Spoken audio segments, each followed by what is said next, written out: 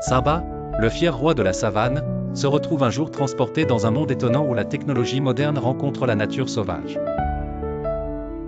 Tout commence lorsqu'il se réveille à l'ombre d'un grand bâtiment de verre scintillant, entouré de bruits vrombissants de véhicules qui filent à toute allure sur une route voisine. Ses oreilles se dressent, captant des sons inhabituels qu'il n'a jamais entendus dans la tranquillité de la savane. Intrigué, Simba décide d'explorer ce nouvel environnement. Alors qu'il s'aventure à travers un parc urbain aux herbes artificielles et aux arbres soigneusement rangés, il découvre un groupe de jeunes enfants jouant avec des cerfs-volants. Les cerfs-volants dansent dans le ciel, peints aux couleurs vives, évoquant pour lui les oiseaux majestueux de sa terre natale. Curieux et un peu nostalgique, il s'approche des enfants.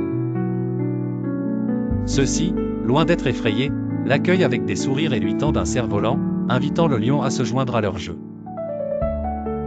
Sous l'œil amusé des passants, Simba s'efforce d'apprendre à manier le cerf-volant, découvrant ainsi une nouvelle compétence avec l'aide de ses jeunes amis. Les rires remplissent l'air tandis qu'il guide le roi de la savane parmi des gratte-ciel si hauts qu'il cache le soleil. Parmi les spectateurs, un étrange personnage attire son attention. C'est Timon, son ami facétieux, déguisé en artiste de rue et captivant une petite foule avec ses jongleries et ses pitreries.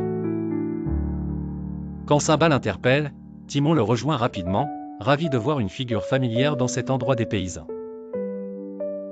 Ensemble, ils partagent leurs expériences de ce nouvel univers, se racontent les différentes interactions avec les humains et les découvertes fascinantes qu'ils ont faites.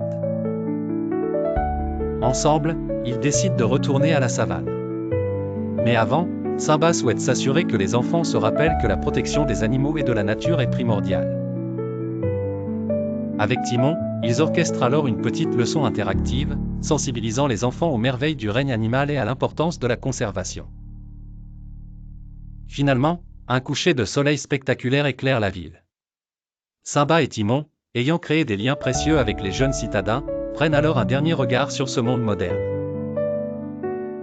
Grâce au soutien des enfants, ils trouvent un passage pour retourner chez eux, dans la savane, leur cœur rempli de la chaleur de cette aventure et d'une leçon précieuse sur l'amitié et la préservation de l'environnement. De retour chez eux, Simba sait qu'il ne verra plus jamais le monde de la même manière. Cet épisode inattendu lui a appris que, peu importe où il se trouve, l'esprit de la savane vit en lui et que partager sa sagesse est un cadeau qu'il doit transmettre à chaque génération, même au-delà de l'horizon.